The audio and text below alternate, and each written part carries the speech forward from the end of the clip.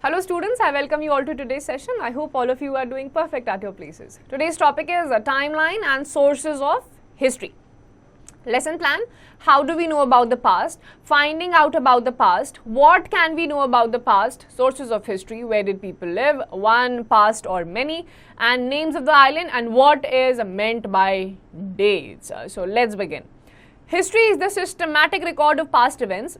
It is the record of people, places and events in a chronological order, that is, arranged in order of time of occurrence. History is the study of things that happened in the past. History can be recent or it can extend back to the earliest times from which any sort of records can be obtained. So history cannot be understood properly by the study of a single event. It is necessary to understand the capture of the people among whom the event took place and that of any other countries which could have affected the event. An understanding of history can only be obtained by piecing together knowledge from the whole range of sources. To provide a broad understanding about Gandhiji, all of a sudden we don't study his achievements and devotions towards the country. First we study his birth, his growth, family, education, teachings, and then work done by him for freedom, etc., which is called the chronology. That is, we study in sequence. So history में आपकी chronological events होते हैं. To understand history, you need to know कि एक event से पहले क्या हुआ जो उस event का source बना. That is why it is very important to study history in a very systematic manner. So be smart. The word history comes from the Greek word historia, which means finding out. इसीलिए history में अलग-अलग चीजें हम पता निकालते हैं.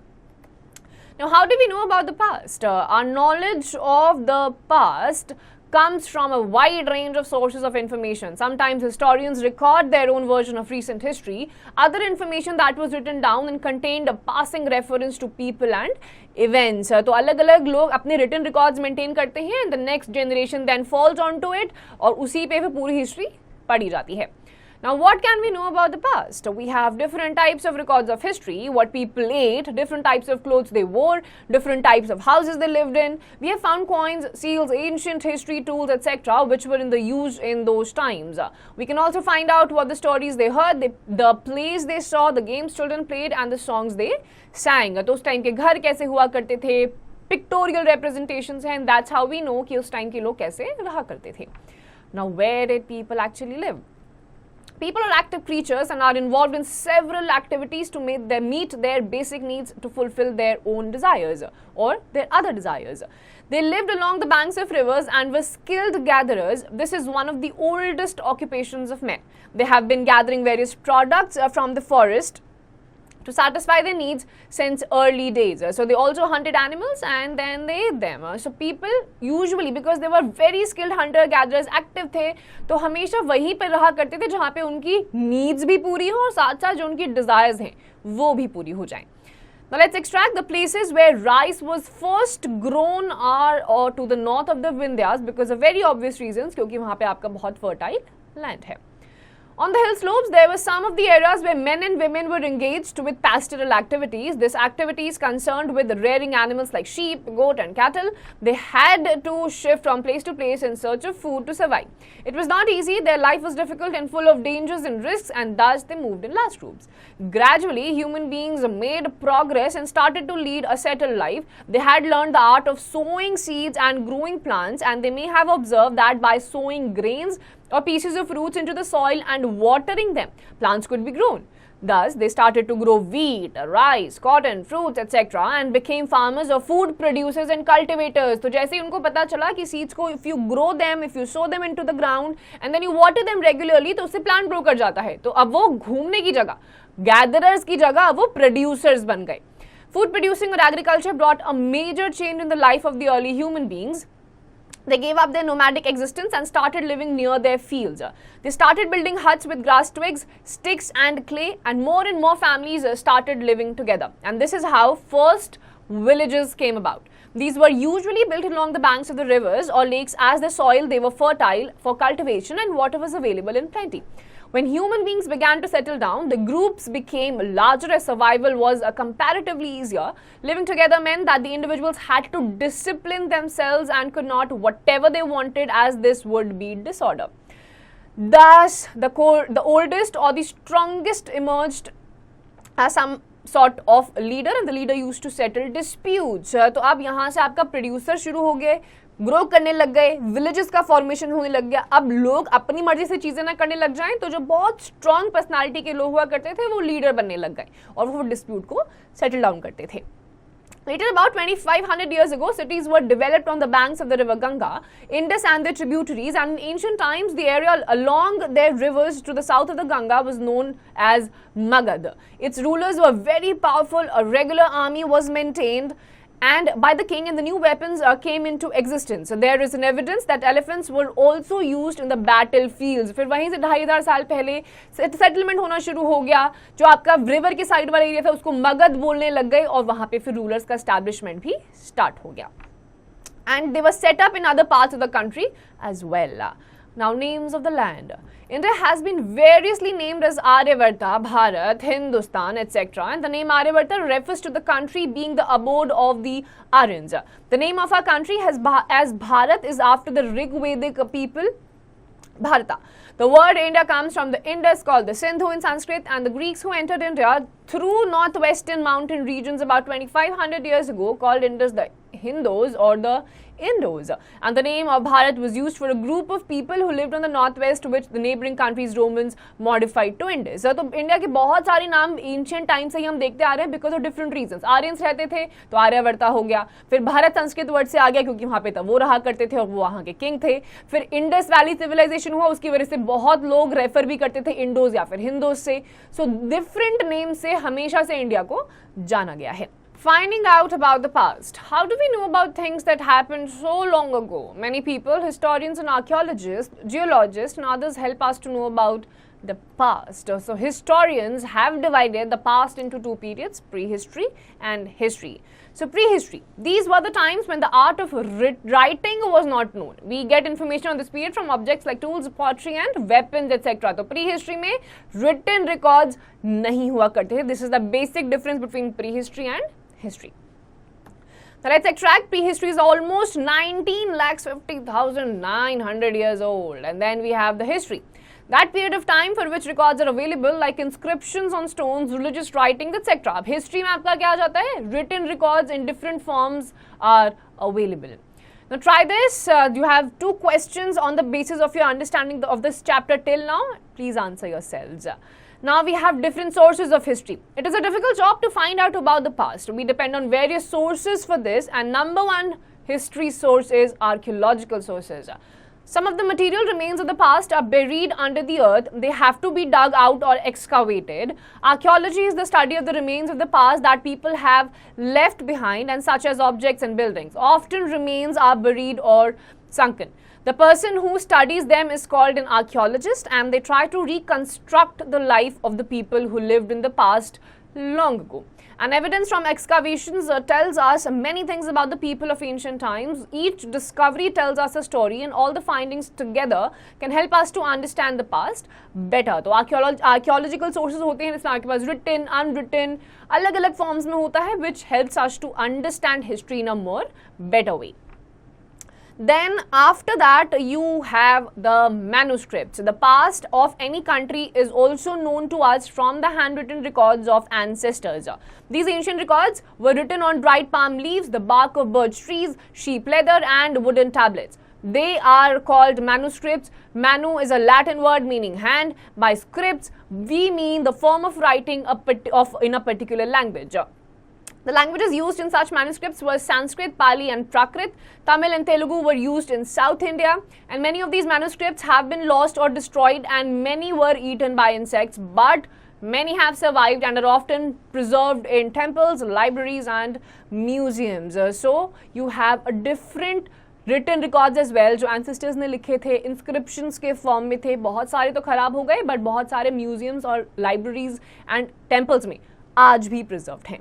Now, written material may be religious or non-religious. Some important dates: the beginning of agriculture around 8,000 years ago, the first city on the Indus around 4,700 years ago, cities in the Ganga Valley, a big kingdom in Magad was around 2,500 years ago. So you have religious literature as well. The Mahabharata and Ramayana are great epics and are written in Sanskrit. The old religion books of the Jains were written in Prakrit and the Buddhist texts were written in language called the Pali. तो religious में आपके पास महाभारत आ जाती है and Ramayana आ जाती है. Now let's extract. The Mahabharata is the longest poem in the world.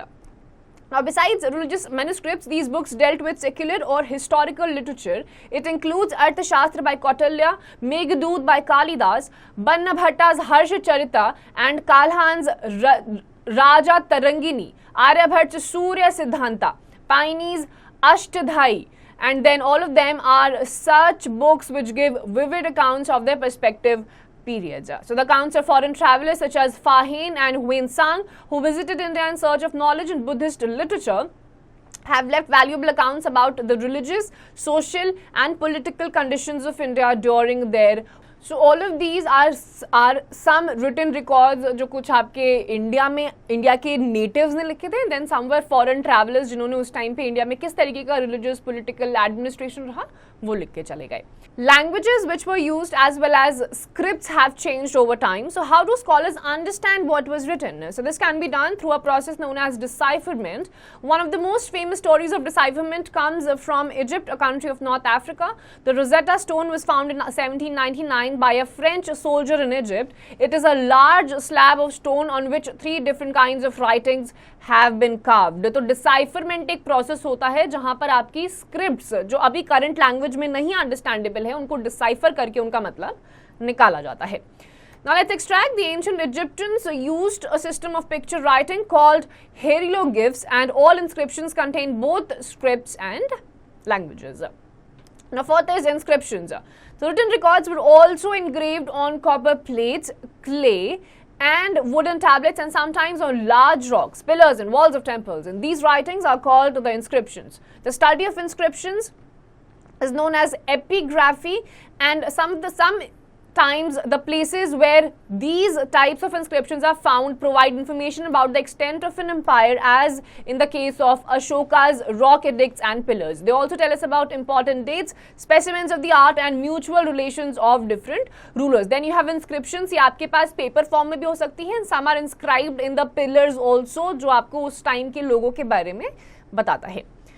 Now, one past or many, what we are today is the product of the past. If we want to understand anything, we will have to go to its roots or foundation.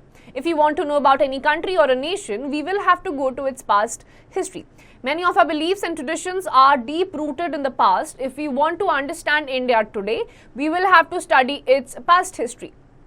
There is no denying the fact that we have inherited many things from the past. Many ethnic groups like the Turks, the Hunas, etc., or the pre-Aryans and the Indo-Aryans, the Greeks, the Turks and the Hunas, etc., mingled and ultimately resulted in the making of the present Indian race. तो आपको जो currently इतना diversity देखने को मिलता है India में, it is actually because of the history. अलग-अलग यहाँ पे races आए, they mingled together, and that's how we have the present India in its diverse form. Now, what is meant by dates?